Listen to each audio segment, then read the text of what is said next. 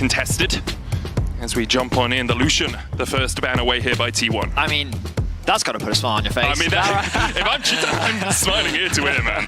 This guy's been tearing up Champions Queue with that Lucian. Orianna taken away from Faker. No real surprises there. Yeah, for people that don't know, Faker has a few skins in our game. Orianna is one of them. And given how strong she is on the current patch, they don't want to afford that risk. With the Jax ban, is suggesting that T1 is looking at a priority on the Yone. We'll see if that does come to fruition with the Aurora ban in response. So far, with outside of the Lucian, a lot of just typical meta bans coming in from either side.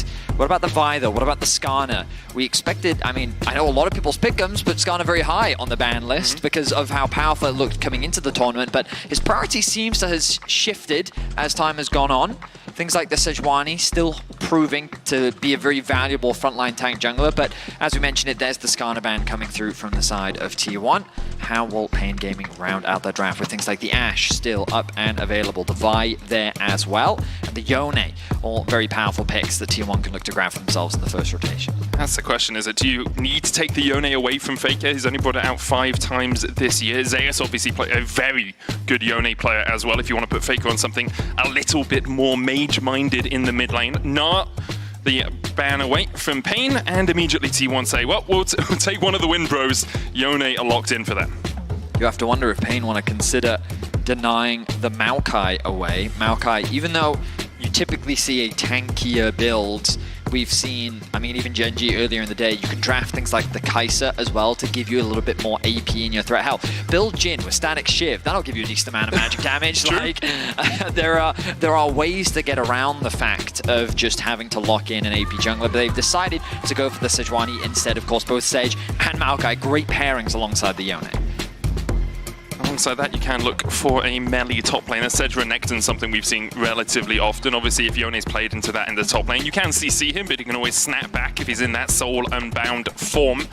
I mean, they might be thinking around Akali. Yeah. The thing you have to be careful of is the flexibility of this Yone and the fact that it can move in between both top and mids. There is going to be that Akali. I think it does pair up nicely with the Sedge, but the Vi response. So far, a lot of what we've been talking about has come through for both these teams. And to round things out, there's the Rumble once more. So the debate around, is Rumble out of the meta? I think it's clearly been answered today that Rumble is very much in the meta. It's just that with the laning phase hurt, he's not as dominant from start to finish, but the impact in the late game team fights with good setup, with Yone providing that setup, with Vi providing that setup, still very effective champion. They did take some damage away from him, but none of it is taken away from late game. As you say, when you get to level 5, rank 5 of any ability, it's the same damage as it used to be. Olaf locked in here. Weiser. 4 Weiser in the top lane, played it 3 times this year. Won 2 of those games. Can be good into the Rumble if you can start to snowball that lane, and obviously pairs up well with the Sejuani because of that melee focus that the Sejuani wants from your solo laners. Okay, I mean, the beautiful thing about this draft from paIN Gaming is I think that on a side lane they can go and match against this Yone later on into the game.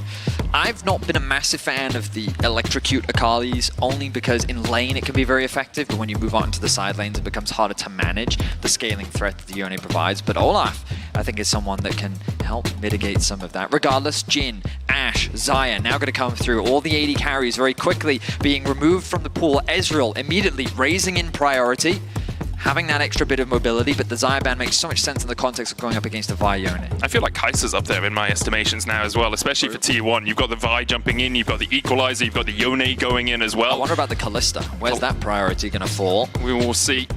Is there going to be another AD carry ban here from T1? They've already taken away that Xayah.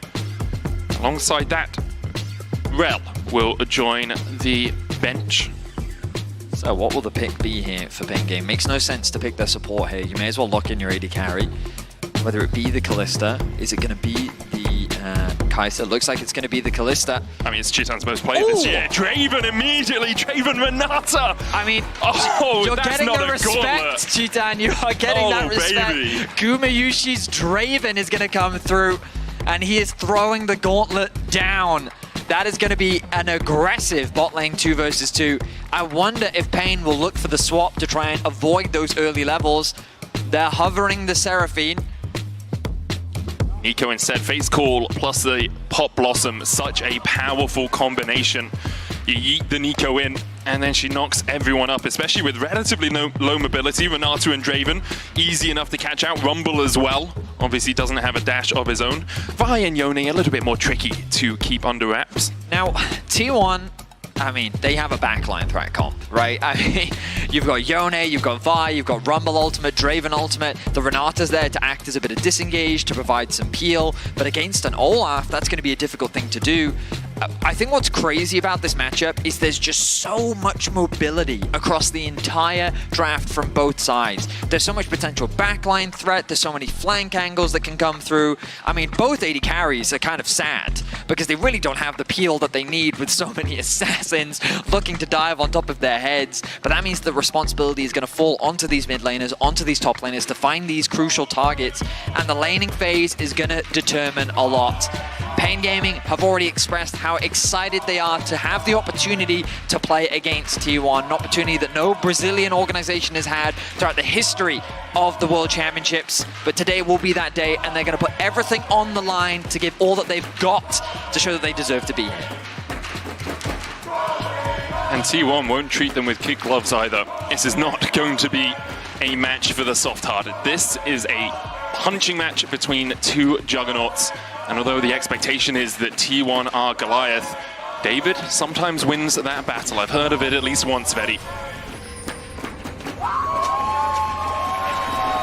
An exciting matchup to be sure. It's just the electricity as well.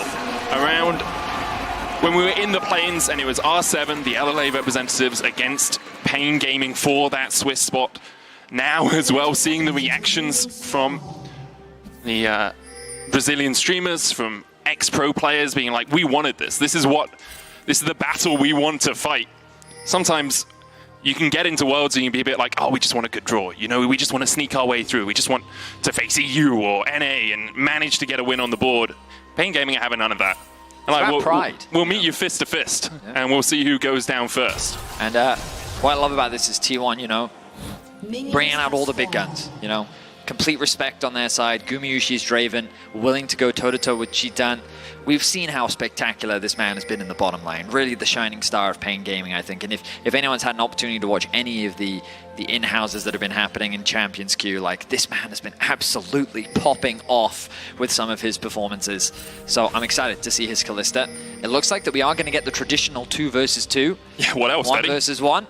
None of that lane swapping shenanigans here. It's crazy, the contrast. Yesterday we had lane swapping all day, and today I don't think we've seen one. Yeah, and all of the lane swaps lost except one, Betty. Only FlyQuest won with a lane swap. Every other game was a defeat, so teams quickly picking up on the meta.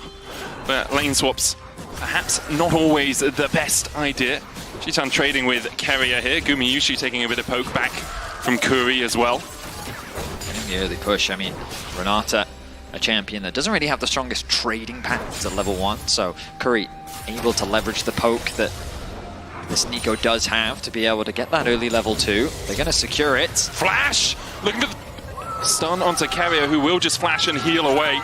He gets out, both the supports burn their sums, and it's a statement of intent, Velius. I mean, they're playing without any fear whatsoever. Jinkedo falling a little bit behind in terms of farm in the mid lane 1 versus 1. He really has to try and get in Faker's face to be able to win out on this matchup with the electrocute. A little low on energy. But overall, we see junglers pathing towards the bot side of the map, and with summoners already down, that's going to be a crucial play in the next few minutes. See both the junglers actually going to meet in the river here. Carioca trying to cover Jinkedo as he tries to get that push out. Ona going back in with the Vault Breaker, but that permafrost is going to proc. Ona comes out the worst for wear of the two. Obviously, Aftershock helping Carioca there eat up some of that damage. Does look like Ona is a camp ahead, but Carioca going for an invade. Knows that his bot lane has the push right now. Could try and steal away these Krugs. Starts up on the red. Gumayushi falling low, 210 HP on him. Cheetan pops the barrier!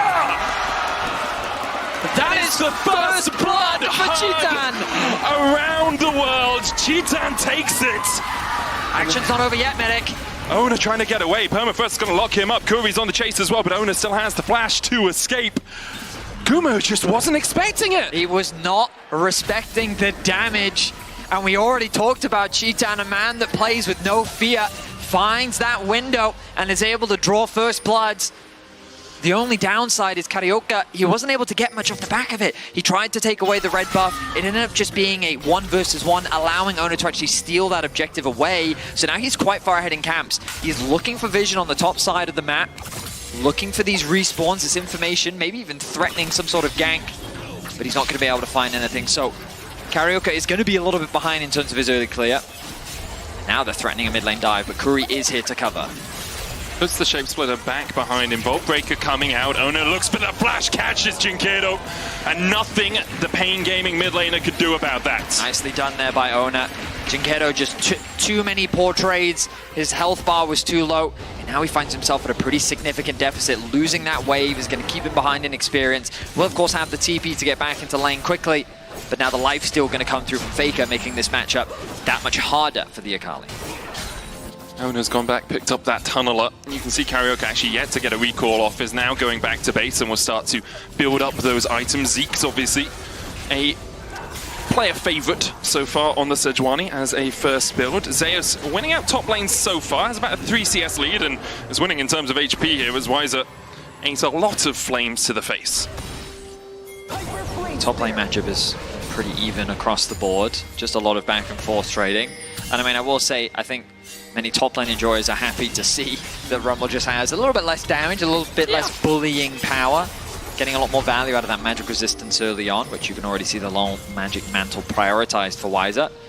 Curry making his presence known in mid once more, given that the back has come through from Chitan. With the grub spawning soon, it's that 5:30 wave that both bot laners turn their attention to. T1 is here first on the play, which means they're going to be able to get this push out, set up better vision around this top side river. TP is now invested bot side. But Zeus using a TP, whereas Weiser has not. So if a fight does begin around the grubs as Faker falls low, Ignite ticking on him, Curry still looking! And Curry gets it, Faker falls. A crucial kill in the mid lane. Curry's assistance providing massive value. No TP available for Faker. Carioca hovering around the top side. Oh, but Curry's been caught. Has no flash, lands the Tangle Barbs onto Ona. Carioca forced out of the top side because he knows his support is about half HP. You can hear the crowd cheering for paIN Gaming. As T1 have been rattled a little bit in this early game. Still, things going relatively to plan. They have the grubs, they'll get 3 of them. They're only about 400 gold behind, and even though there is a lead for Chitan, it's about how effectively he can utilize that 600 gold advantage. Yeah, it's interesting because basically what paIN are doing is they're kind of using their tempo to get kills, right? And the bot lane 2 versus 2, they could have used that pressure bot to invade on the red buff. Instead, they found a kill onto the Draven, which means that the red buff didn't end up getting secured. In the mid lane, they found a kill onto Faker. Valuable kill, much needed for Jinkedo for sure, but it also then conceded pressure around the grubs as well, especially given that Curry didn't have the HP after getting chunked out by Ona. So T1 still in a comfortable position. They're able to find these objectives where they can. Dragon is likely going to be the next objective that both these teams set their sights on. But it shouldn't take away from the fact that what do these kills actually mean? What does it kind of put the game state as? And it's this bot lane from PNG. Ooh. And you're seeing the value of just putting Faker, like getting that kill meant that he lost a lot of XP, gave Jinkedo the opportunity to go back to base, buy that Hextech Alternator, and it's helping him so much more in the 1v1 trades. Faker does still have the Vamp Scepter and a refillable potion, so will sustain himself back up in that lane. You can see he has about a 2-wave advantage as well in mid. There's a moment I thought Carioca was going to go for a bot lane play, but decides against it as Zeus just pushed out the wave, backed away. Carioca now rotating it back through his jungle. Faker going in, has the fate sealed, if he wants it. Jumps in with a Q3, Jinkedo goes back forward and immediately Ona was waiting. A choreographed play there from T1. Junglers ruining the fun of mid laners once again. Just let him 1v1 me. Nice coverage from Ona, does protect Faker. Jinkedo saw the angle where he might be able to get a kill, but of course Faker playing with the knowledge that he had the support from Ona. They equalize the kill score, and Jinkedo gonna lose a lot, or another wave as he falls. See the move from paIN Gaming already bringing Chitan down towards the bottom side. They will lose the first Drake of the game though, as Ona should be able to secure this before Carioca comes across, but it might be tight. Ona needs a couple more auto attacks. Carioca there in time, and Ona has to jump the pit. Curry invested his flash for it, but it's a Drake on the board for PNG. And much needed, I think. You don't want to give all these early game objectives over to T1. Swapping their bot side back on that side of the map. Honestly, a little greedy from Oner to try and find that angle. He thought that, hey, I've just got the kill onto Jinkedo. There's a window here. Maybe I can catch paIN Gaming slacking, but they're not able to. And this objective is secured. Curry, though, once again, moving on the map. This man is eager to get information and look for plays. As the bot lane from T1 remains on the top side, looking to try and bully out Wiser and secure some more plates. The Rumble actually makes his way back up through top side of the map, knowing that the real risk of a dive is there on the bot side. Karioka hovering around top. And Guma and Carrier might stay for one more plate here. You can see it's about to tick down. Karioka goes in, and immediately they dive on Carrier. Hostile takeover comes out, but Carrier will tick, and there's no way to bring him back from the dead. Zeus coming across. Karioka has nothing left to escape, and Zeus will hit him in the back and secure a counter kill. But all the while, Cheetan and Curry have free time with the bot tower. And to being for a one-for-one, crucially the kill goes on to Wiser, and Draven doesn't quite cash in the stacks just yet. So you kind of look at the good news here for paIN, but Wiser now, oh, he's getting dived. I mean, Zeus, Guma usually taking a tower shot here as well. Oner's on his way. How well can you juggle the aggro? How are your acrobatics? Wiser doesn't have the axe, and Oner has a fist, but Wiser almost manages to get one back. Oner tanks it well.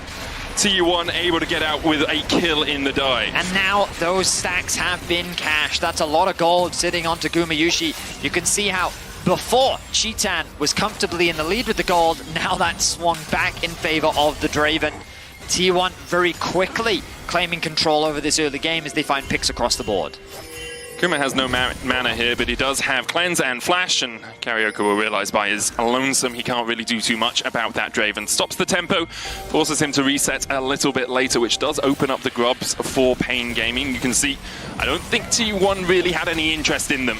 Oner on the bottom side alongside Carrier and Faker. They're going to look for a couple of plates off this bot lane tower.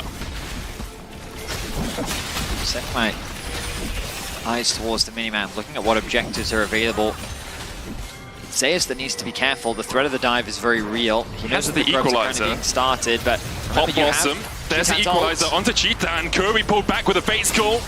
Zeus doesn't have to burn the flash. Meanwhile, in the bot lane, a TP coming in from paIN Gaming as they try to get Wiser out of this situation. Faker dashing back in with a soul and bound, and his fate is sealed. Faker going to jump all the way back. Jinkedo trying to dodge here in the Twilight Shroud, but even with the perfect execution, I don't know if he'll be alive for much longer. Faker holding that Q3, lands it in the end. Jinkedo falls. And very quickly, T1 are finding advantages across the map. While paIN Gaming set their sights on the top side objective, it's T1 to set up the dive on the bot lane, and paIN Gaming can't respond. If paIN had Karioka with them on the top lane play, likely they would have been able to get that kill onto Zeus, but because they tried with just their bot lane, they can't really convert it into much. Gumayusi is left uncontested on the mid wave, TP invested from Jinkedo, and very quickly things are starting to fall apart for paIN. You can see how quickly it just explodes, right? It's a 2,000, almost 3,000 gold lead now for T1. Faker is 1.3k ahead in the mid lane, now extending to 1.5 as he gets that plate. Things begin to balloon out of proportion here for paIN Gaming. For Karioka, though, he did manage to smite away the blue, so he'll be happy enough with that. And they have had some good moments. If they can find a little bit of wombo, a little bit of combo onto T1's backline, they can burst them. Kuri's had a couple of good positions, looking for those pop blossoms, but really they need something soon. Faker finds himself with a 1.5k gold lead over Jinkedo. With the Blade of the Ruin King completed, he's scary. It's such a powerful spike on Yone. Yeah. Anyone that's played the champ knows how much stronger you feel with it. And yeah, you can just do this. Just take away half the HP of Karioka and say, no, I'm actually fine, have the soul unbound. PNG have kind of overstacked their resources on the bot side of the map. They've got 4 members here, leaving mid lane exposed. Akali will not have the wave clear to protect it. It will allow them first tower and a bit of extra gold, but they're going to likely concede mid in exchange. And some damage onto that top tower. No teleports available to them. You can see Zeus in the minimap just pushing that out. Still a couple of plates there for him to take, and with a minute left on the clock, it might be all the plates but one for T1, although Zeus obviously not the quickest tower taker. We'll get at least one more. So going to be 13 of a full complement of 15 so far. He's looking to make it 14 out of 15. That is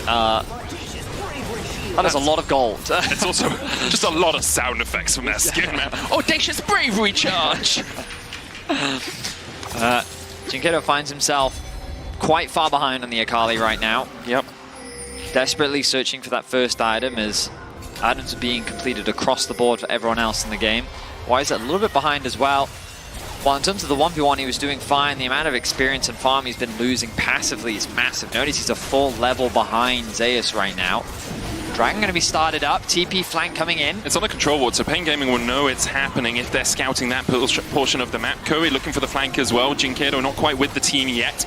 Zeus now joining up. There's the equalizer. Ona secures the smite. Hostile takeover. Ona hits onto Wiser, but he pops the Ragnarok. Cheetan was clipped by it as well. Should be able to escape to the safety of this tower, but Karaoke does not have that same luxury. Curry misses the Spirit Blossom up towards the top side as Faker dashes back to his soul, and underneath the bot tower, Cheetan is caught out by T1.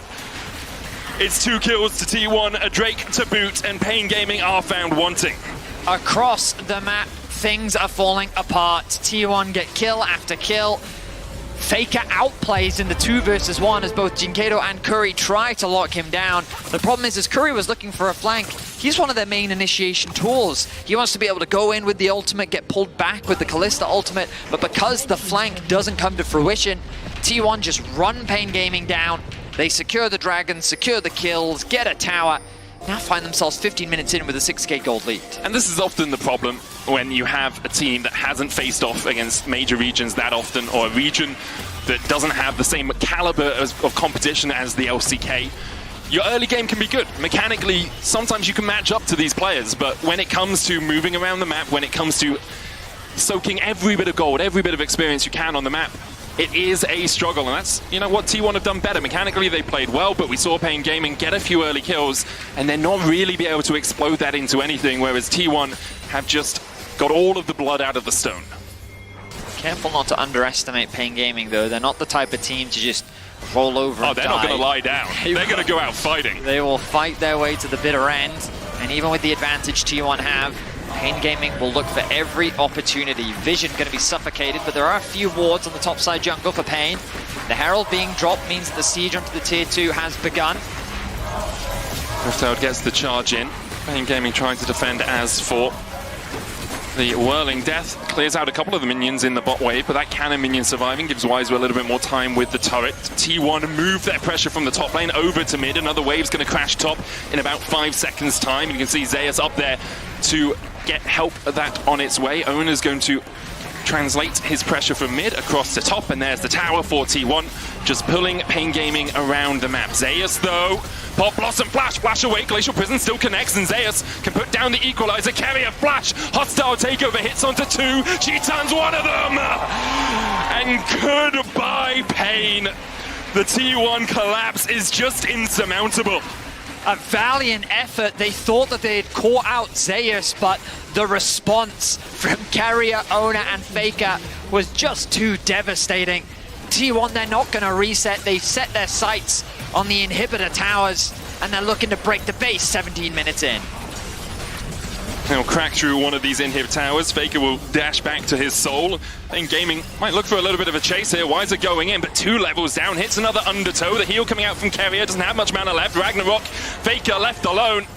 Curry still chasing forward here. Jinkedo trying to kill the king, and he should be able to take him down. Faker dashes back, but Jinkedo gets his first kill of the match. At the very least, he'll get a decent amount of gold into his back pocket. A little bit more damage to act as a backline threat.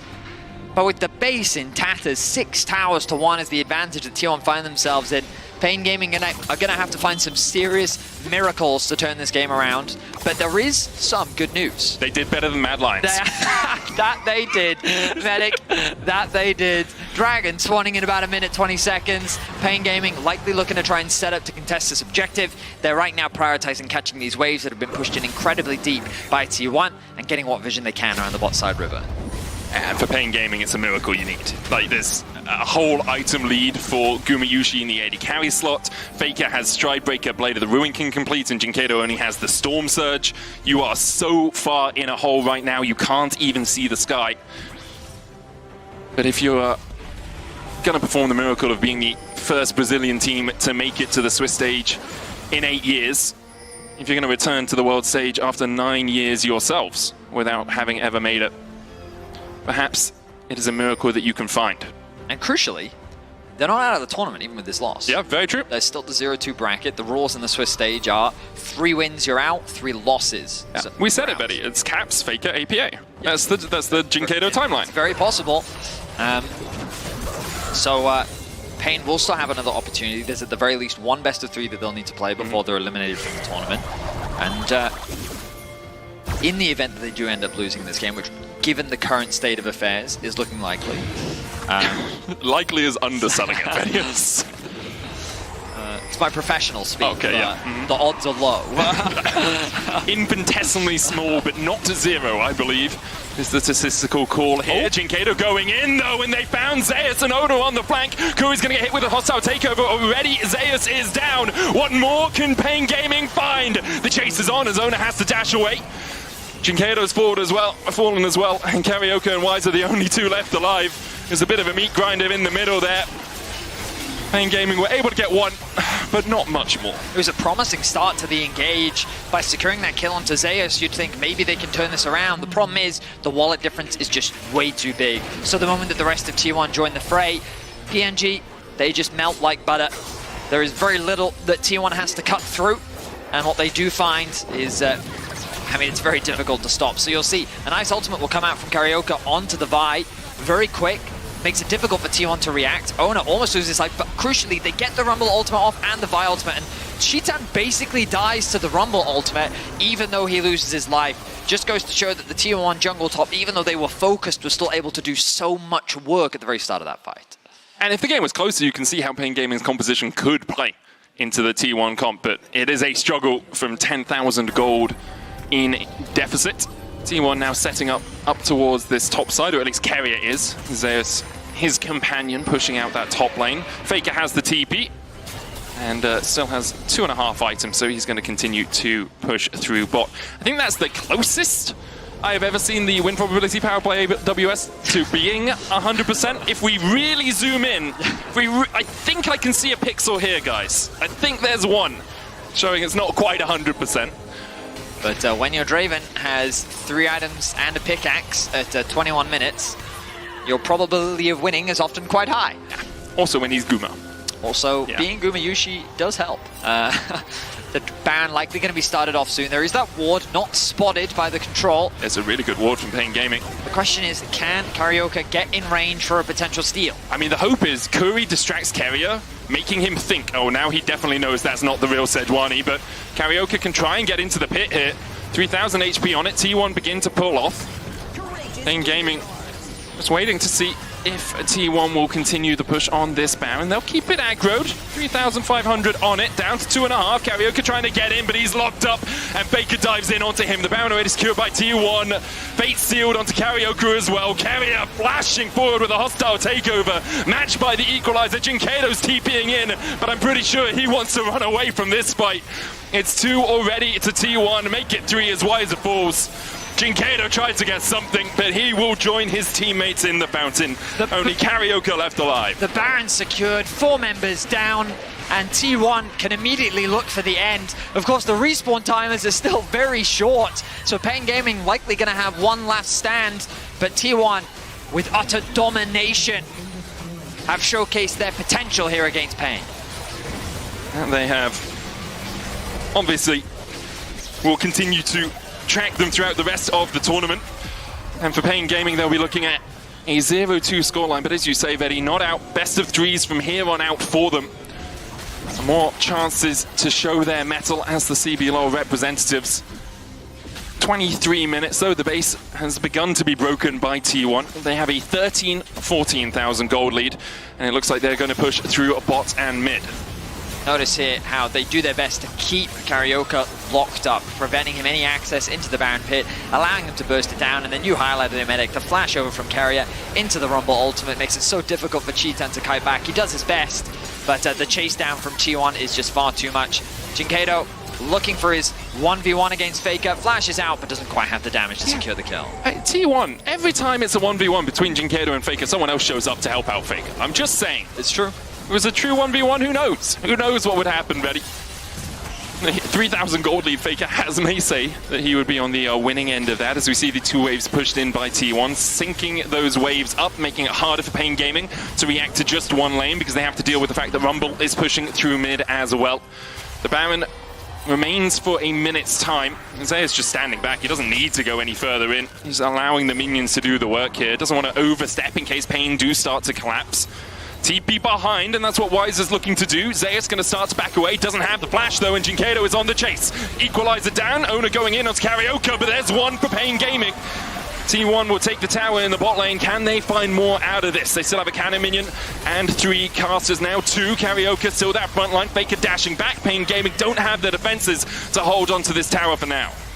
They turn their attention to mid lane. Another tower soon to fall. Faker goes in alone. Getting good damage off of the Karaoke, just forcing paIN Gaming back slowly but surely. The base is falling apart. 20 seconds until Zeus respawns. With so many minions sieging onto the base, T1 don't really have to do much outside of letting the minions do the work. Weiser doesn't have Ragnarok here. He's going to Ragnarok his way into the Death Realm. Another kill for T1. Pop Blossom from Curry was stopped by a handshake. And I think paIN Gaming are preparing themselves for the constellatory ones at the end here. The dive in by Owner onto Jinkado. The Nexus tower is falling, the hostile takeover coming out. And paIN Gaming can only watch from the fountain as T1 rip them apart. It was expected, but it was clinical from T1 as they go to 1-on-1. A confident performance overall from T1 Owner with an incredible impact on his Vi. You can see smiles across the faces of paIN Gaming. You've heard enough from us, so let's hear what the analyst desk had to say. There's a lot of things to say. The first one being they tried. I mean, Yes. okay, They tried. yeah. Honestly, they did really well in the early game. I think this is the result that we were always going to be expecting, that T1 was going to win this by pure macro as well and by individual skill. What we did not expect was that Gumayushi and Kyria, they were not lane sold up. They were 2v2'd by a Kalista that got the 2v2 killed early. Like, that was fantastic. And I think, yes, as we already said, PNG was probably never going to win this, but they had individual moments that I think they can be proud of. I had like Shogun flashbacks. That's what I had. The 2v2 bot. There's the kill that happened through mid, and then the dragon that they pushed off and ended up getting the first Dracon. I was like, okay, this is happening, and they're confident. But yeah, then it started to get a little messy. I mean, side lanes were getting picked on too. There's some LEC teams that lasted a bit longer than 15 minutes against T1, so I think we can just give them this one here. It took me a little bit to catch on that. I love the fact that when teams are always happy to play against T1, right? They don't get these chances so often, and I love the fact that they're gonna commit to every chance they get to kill Faker most of the time. Yeah, this is the goal. I have flashbacks to Dumble Doge on his Janna, just running mid to try and getting the kill on Faker. We see Curry now instead with the Nico, but this is kind of all that came about, right? And we've already said it. I think these early game moments were super cool to see from PNG. The fact that they were not scared at all. They came to play. They did their best. But you are against the defending world champions, and they show up at Worlds. Yes, and now it's just time for T1. I think this was a good confidence booster past those moments. Obviously, the first early game, a little sweaty. My palms are literally sweaty. But to be able to kind of assess, of course, losing to top esports in the way that they did, and then of course being able to get this game, I think it was a good confidence booster, and they have a chance now to look back on some of those games to get better and look for the next one. It's enough reassurance. I'm not gonna say that it's a confident boost, I guess, when you're coming as the world champion. I'm gonna wait for the next one, is what I'm just saying, seeing a 1 on wins instead of a 0 is a lot more confident boost to me than anything else. So, you know, happy for them. Happy for them, and we have Shox standing by on stage with Faker, actually, in the Verizon post-game interview. Faker, congratulations on your first victory here at the World Championship for this year. After the false start yesterday, how important was it to get a lot of confidence from your match today?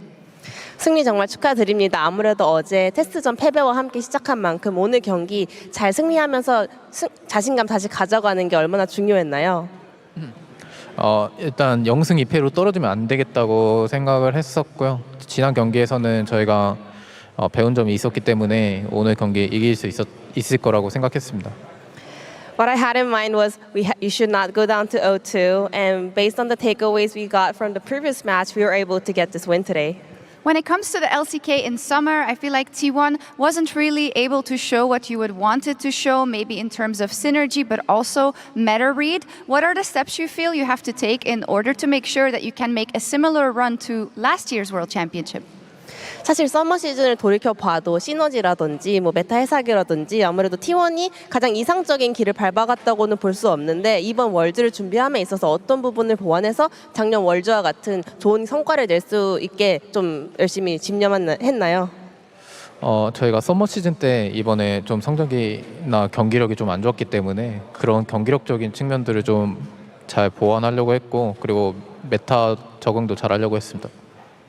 Yeah, to be honest, our performance, our one run this summer was not ideal. Also, our meta read as well. So we focus on those aspects. Okay, final question. You played paIN Gaming here, and the fans in Brazil, they love you, and they were waiting for 10 years for one of their Brazilian teams to play T1 and to play yourself, Faker. Is there anything you'd like to say to them? 그리고 마지막으로 워낙 브라질에도 팬분들이 많이 계시고 정말 11월에 한 팀이 T1 그리고 페이커 선수와 월드 무대에서 만나기를 모두가 10년을 기다렸습니다. 그런 만큼 브라질 팬분들께 전하고 싶은 말씀이 있으실까요? 네, 오늘 또 브라질 팀과 경기할 수 있어서 굉장히 감사했고 또 브라질 팬분들도 옛날부터 많이 응원해 주셔서 감사하다고 말씀드리고 싶습니다. I was very grateful to be able to face up against a Brazilian team, and I know they have been supporting us for such a long time and supporting me for such a long time. So I thank you and appreciate your love and support all the way from Brazil. Awesome. 감사합니다.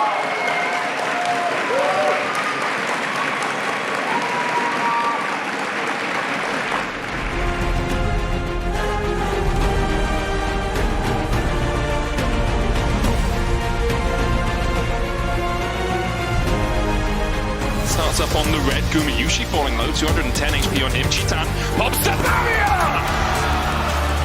That is the first blood for Chitan! Jumps in with a Q3. Junkedo goes back forward and immediately Ona was waiting. A choreographed play there from T1. Can put down the equalizer, carry a flash. Hostile takeover hits onto two. Chitan's one of them!